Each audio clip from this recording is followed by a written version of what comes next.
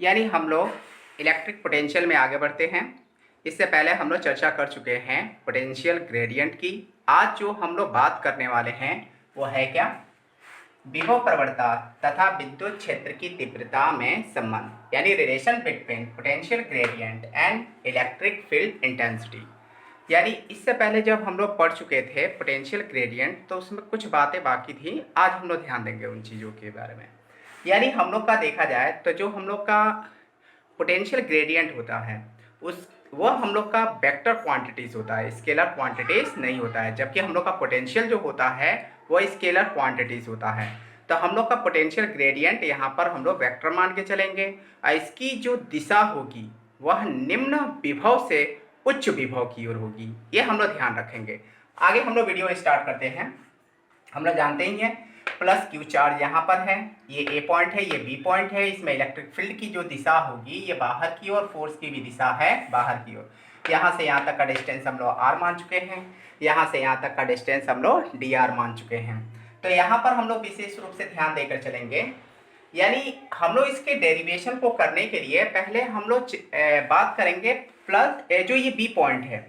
तो B point पर यहाँ पर कोई एक टेस्ट चार्ज रखा हुआ है क्यू नॉट, और इस क्यू नॉट को जब यहाँ से बी से जब हम लोग ए पर लेकर आते हैं तो वहाँ पर नेट हम लोग वर्क करते कितना है।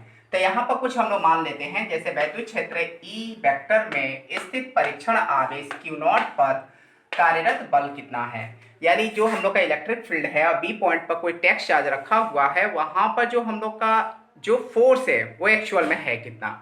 तो फोर्स की दिशा हम लोग का इधर है, यानी बाहर की ओर है। तो विशेष रूप से ध्यान रखेंगे कि यहाँ पर जो हम लोग का नेट फोर्स बनेगा वो हो जाएगा कितना, बी एफ इक्वल टू हो जाएगा क्यू नॉट इंटू ई। ये हम लोग ध्यान रखकर चलेंगे। यानी फोर्स के स्थान पर अगर हमें प्रयोग करना होगा तो वो हो जाएगा कितना, F equal to q naught into E हो जाएगा। अब इस फोर्स को लेकर हम लोग बी से ए की ओर बढ़ेंगे। तो हम लोग आगे ध्यान देंगे परीक्षण आवेश क्यू नॉट को बिंदु बी से ए तक लाने में किया गया कार्य कितना होगा। यानी इस चार्ज को बी से जब हम लोग ए पर लेकर आएंगे तो कितना हमें वर्क करना पड़ेगा। तो यहाँ पर जो वर्क डन होगा वो होगा कितना, d W equal to F vector dot d r vector हो जाएगा। हम लोग यहाँ पे F vector dot d r vector को F d r cos theta लिख सकते हैं। लेकिन यहाँ पर हम लोग ध्यान दे रहे हैं कि इधर फोर्स लग रहा है बाहर की ओर, खींच के ला रहे हैं अंदर की ओर। इसका मतलब है इस एफ वेक्टर का हम लोग विरोध करके चल रहे हैं। अब विरोध करने के कारण ला रहे हैं इस चार्ज को इधर, जबकि फोर्स है इधर। तो इन दोनों के बीच में यानी एफ और डी आर के बीच में जो हम लोग का डिग्री बनेगा वो हो जाएगा 180 डिग्री। तो थीटा इक्वल टू रख देंगे 180 डिग्री। तो यहाँ पर वैल्यू रखेंगे, ये हो जाएगा कॉस थीटा के स्थान पर हो जाएगा कॉस 180 डिग्री हो जाएगा। अब कॉस 180 का वैल्यू जानते ही है -1 हो जाता है। तो डी डब्ल्यू इक्वल टू हो जाएगा F minus F into D R हो जाएगा। अब हम लोग पहले ही निकाल चुके हैं वैल्यू एफ का, एफ इक्वल टू है क्यू नॉट इंटू ई है। तो इसका वैल्यू यहाँ पे रख लेंगे, तो ये हो जाएगा Q not minus Q not E into D R हो जाएगा। तो हम लोग यहाँ पर कर क्या सकते हैं, क्यू नॉट को अपॉन में ला सकते हैं। तो ये हो जाएगा D W upon Q not. अब हम लोग पहले से ही पढ़ चुके हैं कि जो हम लोग का वैद्युत विभव होता है वह D W upon Q not के इक्वल होता है। लेकिन इन दूरी में अगर हम लोग देखें तो अत्यंत सूक्ष्म हम लोग का विभव है।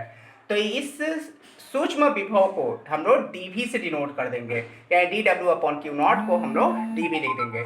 इस वैल्यू को हम लोग इक्वेशन फर्स्ट में पुट कर देते हैं। तो ये हो जाएगा क्या, D W and D V equal to हो जाएगा minus D into D are.